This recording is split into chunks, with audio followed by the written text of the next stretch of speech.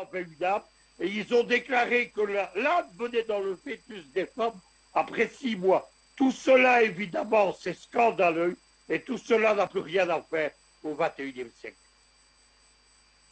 Luc Michel, eh bien, Marie-Poto Ramadan, je me tourne à présent vers vous pour continuer de parler du sujet qui nous intéresse ce soir, notamment la République centrafricaine. On a écouté un de nos téléspectateurs il y a quelques instants qui faisait état de ce que le président Vladimir Poutine, c'est un homme, tôt ou tard, il ne sera plus de ce monde. Le président Faustin Archange-Touadéra également, c'est un homme. Tôt ou tard, il ne sera plus président de la République. Peut-être il ne sera plus de ce monde forcément même. Eh bien, on est tenté de se poser la question sur l'avenir de la République centrafricaine après le président Faustin Archange-Touadéra. Oui, tous les hommes sont mortels, hein, même ceux qu'on croyait immortels ne sont plus de ce monde-là.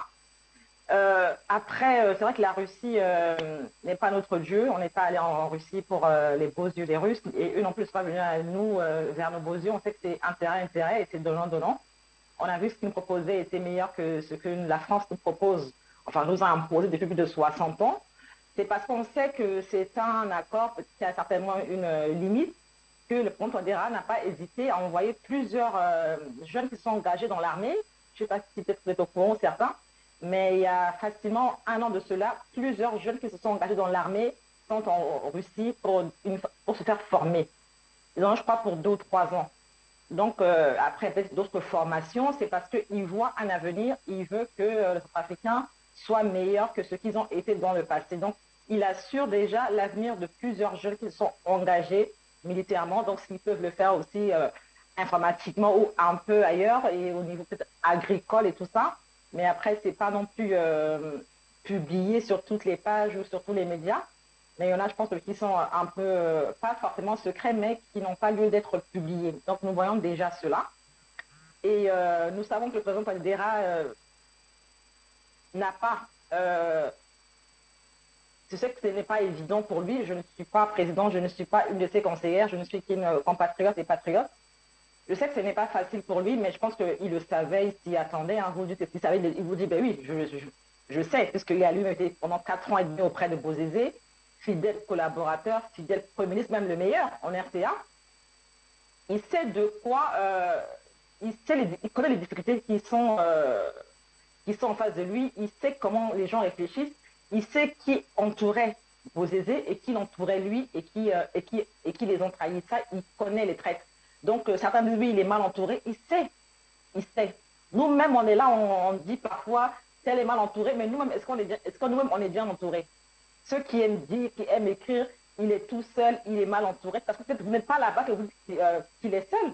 Mais une fois que quelqu'un est nommé et qu'il est prêt là-bas, et qu'un autre n'est pas nommé, il dit, ah, le président est mal entouré. Hein. Pourquoi? Parce que celui qui a été nommé là n'est pas son ami, ou était son ami et ne lui donne pas à manger. Voilà pourquoi les gens aiment facilement dire que le président est mal entouré. Parce que ceux qui sont auprès de lui, soit sont vos rivales, soit sont vos rivaux ou vos ennemis et ne vous arrangent pas. Après, il s'entoure de qui il veut. Voilà. Mon chauffeur, par exemple, n'est pas le proche de ma mère ou de mon père, c'est mon proche à moi. Les gens pensent que les domestiques des ministres du président sont les proches du président. Non, il y a proche et proche. Il y a collaborateur et collaborateur. Ce n'est pas un enfant, ce n'est pas un bébé. Il a été aux élections. Il sait ce que c'est-à-dire il sait de quoi, il sait ce qu'on appelle être entouré. Il sait ce qu'on appelle nommer quelqu'un, ça ne va pas le virer. Ça, il sait. Et par rapport aux questions des prêtres, tout ça au pays, à l'époque où M. Saram Djikile aujourd'hui est président de l'Assemblée nationale, le cardinal actuel a voulu hausser le ton par rapport à une histoire, mais il est censé lui dire c'est vérité. Il lui a dit ça ne passe pas, c'est-à-dire ça ne se passe pas comme ça. Et pendant qu'il y avait un défilé, un de ses ministres qui était très chrétien a dit « Ah, le cardinal a dit qu'aujourd'hui, si je vais au défilé en tant que ministre, c'est un péché parce qu'il y a une fête religieuse qui aussi a lieu à la même date. » Mais le Premier ministre n'a pas hésité à le faire virer, mais ça a été illico presto. Ça ne passe pas. Le pays avant et l'Église après. Donc, vous voyez, en fait, ces prêtres-là veulent nous imposer certaines choses.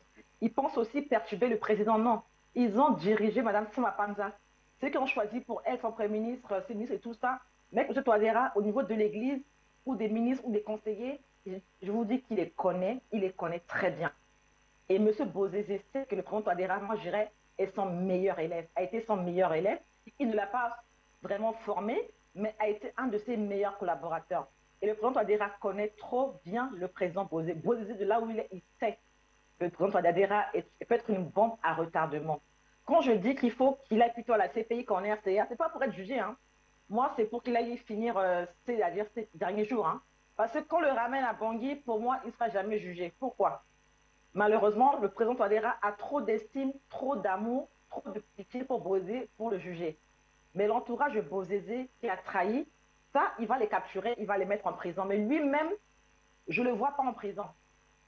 Je suis désolée de le dire, mais je ne le vois pas en prison dans ce régime-là. Non, je crois que le président préfère le laisser mourir de son propre poison maintenant.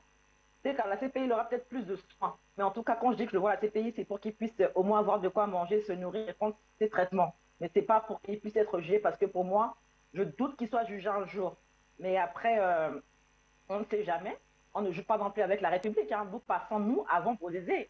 C'est-à-dire que nous, la RCA, nous les vrais enfants du pays. Donc, quand on dira, c'est que son amour pour Bozé ne peut pas dépasser son amour pour la patrie, son amour pour lequel il s'est engagé afin de nous servir. Parce que nous l'avons élu afin qu'il puisse nous servir. Et moi, malgré ce que les gens puissent dire de ça, soi-disant lenteur ou le temps d'analyser, je lui fais confiance et je pense qu'il est conseillé de partout. Et beaucoup pensent qu'ils sont ses meilleurs conseils parce qu'ils sont loin de lui et qu'ils font des vidéos. Approchez-le, allez tout près. Même si on ne vous dit pas de rentrer au pays, mais rentrez de vous-même. Ça ne sert à rien de dire que oui, mais il est seul. Si j'étais là-bas, j'aurais fait mieux. Rentrer et tenter de faire mieux là-bas et puis on verra et on applaudira. Merci.